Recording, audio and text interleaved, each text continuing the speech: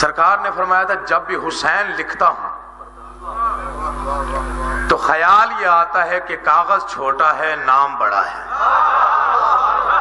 تھوڑا سا جاگیے گا جہاں جہاں پہ بیٹھے ہوئے ہیں. جبر میں نے آپ پہ کرنا کوئی نہیں، جتنا آپ بولیں گے میرے لیے بہت زیادہ ہے. جب بھی حسین لکھتا ہوں تو خیال یہ آتا ہے کہ کاغذ چھوٹا ہے نام بڑا ہے، قلم کمتر ہے نام بہت مقدس ہے. اس لیے انہوں نے فرمایا جب بھی حسین لکھوں ہزاروں خواہشیں دل میں جنم لیتی ہیں، ہزاروں ارمان جاگتے ہیں. دل چاہتا ہے کاغذ ایسا ہوتا، قلم ایسا ہوتا، روشنائی ایسی ہوتی، ماحول ایسا ہوتا، فضائیں ایسی ہوتی، ہوائیں ایسی ہوتی، تب میں یہ عظیم نام لکھتا. اور جب بھی مومن حسین لکھے لازمی اس کے دل میں کوئی نہ کوئی خواہش پیدا ہوتی ہے کہ اتنا تقدس ہوتا، اتنا احترام ہوتا، تب میں یہ عظیم نام لکھتا. بس میں وہی چیزیں گنوا رہا ہوں جو انہوں نے حسین لکھنے کے لیے بتائیں کہ مومن کے دل میں کون کون سا ارمان، کون کون سی خواہش جنم لیتی ہے حسین لکھتے ہوئے. انہوں نے فرمایا جب بھی حسین لکھوں تو خیال یہ آتا ہے کہ صبا کا سینہ بنے سفینہ، ذرا طبیعت رواں دواں ہو. جو جاگ رہا ہے بیدار بیٹھا ہوا ہے، علی کا واسطہ بے پرواہی آپ نے نہیں کرنی. دل چاہے تو آپ نے بولنا ویسے ہے جیسے بولنا علی کو پسند.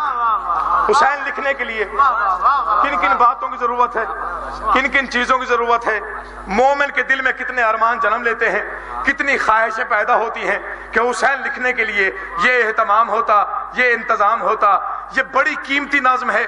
یقین جانیے کسی شاعر سے پوچھئے گا کہ اتنی طویل بحروں میں اس انداز سے موتی جڑنا، یہ کبھی کبھی کلندر لوگ دنیا میں آتے ہیں جو ایسی تحریریں لکھ کے چلے جاتے ہیں جنہیں دہرا دہرا کے ہم جیسے لوگ بھی ذاکر بن جاتے ہیں. انہوں نے فرمایا جب بھی حسین لکھتا ہوں تو خیال یہ آتا ہے کہ صبا کا سینہ بنے سفینہ، ذرا طبیعت رواں دواں ہو، ہوا میں خوشبو کے دائرے ہو، خلا میں کرنوں کا صاحباں ہو. یا علی تھوڑا سا جاگو علی کا واسطہ.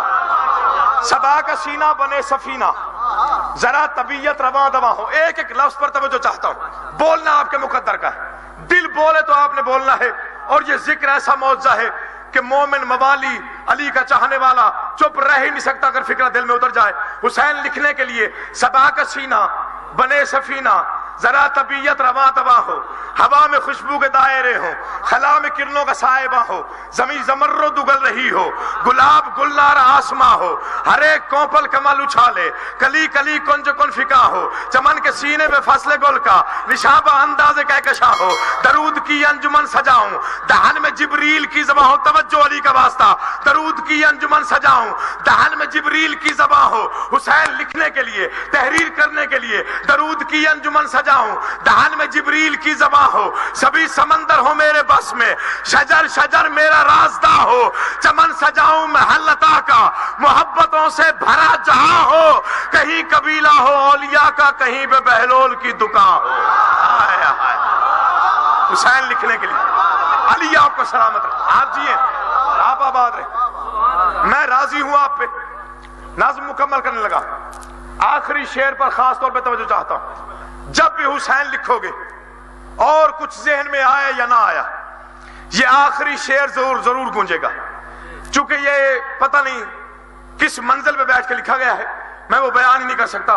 حسین لکھنے کے لیے صبا کا سینہ بنے سفینہ، ذرا طبیعت رواں دواں ہو، ہوا میں خوشبو کے دائرے ہوں، خلا میں کرنوں کا صاحبہ ہو، زمین زمرد اگل رہی ہو، گلاب گلنار آسماں ہو، ہر ایک کوپل کمل اچھالے، کلی کلی کنج کن فکا ہو، چمن کے سینے پہ فصل گل کا نشابہ انداز کہکشاں ہو. درود کی انجمن سجاؤں، دہن میں جبریل کی زباں ہو. سبھی سمندر ہو میرے بس میں، شجر شجر میرا رازداں ہو. چمن سجاؤں محل عطا کا، محبتوں سے بھرا جہاں ہو. کہیں قبیلہ ہو اولیاء کا، کہیں پہ بہلول کی دکان ہو. توجہ چاہتا ہوں، کہیں پہ بہلول کی دکان ہو. میں اپنی سوچوں کو آب کوثر میں غسل دے دوں تو امتحان ہو. پڑھوں میں تسبیح فاطمہ جب تو کعبہ فکر میں عزا ہو. اگر یہ سب کچھ ملے تو مدح شہنشاہ مشرقین لکھوں. حیا کی تختی پہ اپنی پلکوں سے پھر میں لفظ حسین لکھوں. یہ ہے میرا حسین.